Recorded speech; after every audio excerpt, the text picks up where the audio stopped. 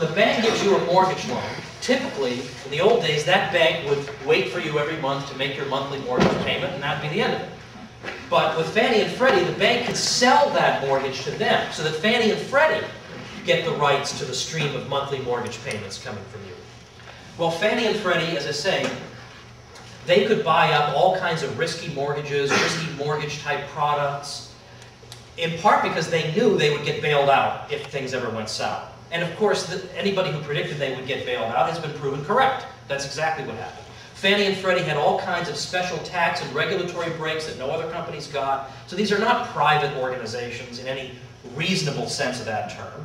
They were getting artificial government stimulus, and they used that artificial government stimulus to gin up the housing market to a degree that would not have occurred and could not have occurred in a genuine free market. I would talk a little bit about that, but I'm not going to tonight. We could talk about the Community Reinvestment Act, which a lot of people have pointed to.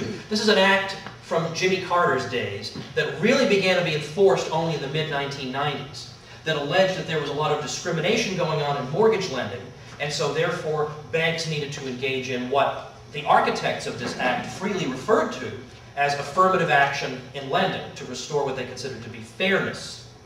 Well, this, not just the Community Reinvestment Act, but a great many other factors as well.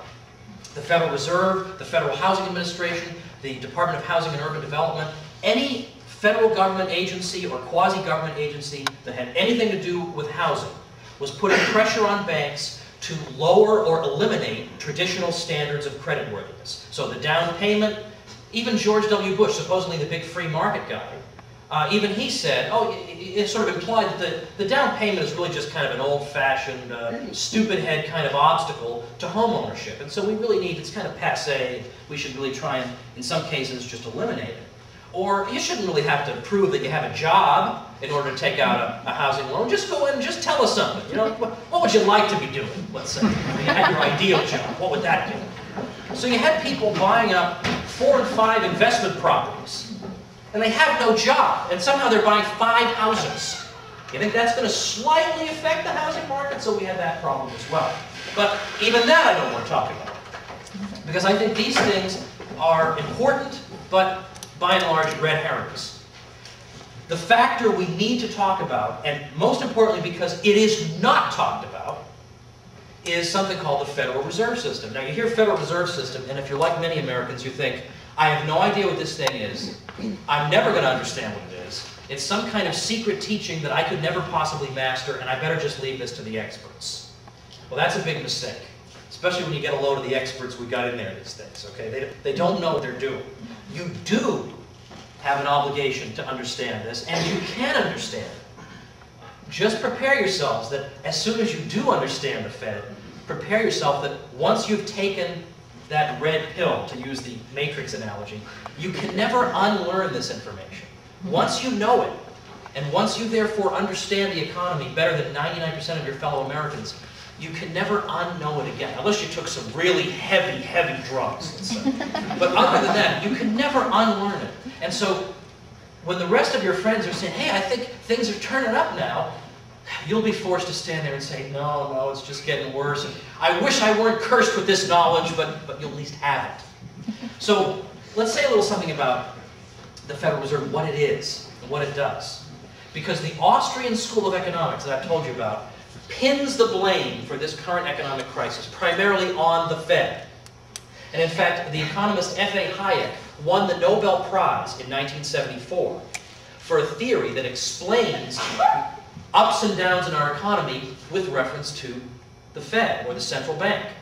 So in other words, we have a Nobel Prize-winning theory that explains exactly what we've endured right now, but doesn't blame the free market for it. It blames intervention into the free market. Well, first of all, what's the Fed's role? What is it supposed to do? It was founded in 1913, and it has 2 functions written into the legislation. The first one is it can act as a lender of last resort to help out financial institutions in trouble. Well, check. Yeah, it's been doing that. I think at this point, I don't know how many dollars they've created to bail these institutions out, 10, 12 trillion, whatever it is now. And I'll note, by the way, the Federal Reserve System, the chairman of it, has the power to create money out of thin air and then doesn't have to tell us how he spent it, where it went, who's getting it. Doesn't that strike you as a little odd? I mean, just common sense in a free society. Would we want someone at a time when the Congress gets to talk about $800 billion stimulus packages? That's frightening enough.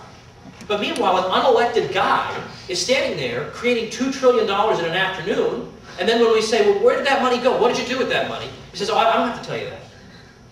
I mean, does this seem a little strange to people? So thankfully, finally, because we're living through a crisis, people are willing to wake up and think a little bit. We have a bill going through Congress right now. Not that I ever put my confidence in these bozos, but a couple of the normal congressmen who actually have a brain have written up a bill, H.R. 1207, to audit the Federal Reserve System.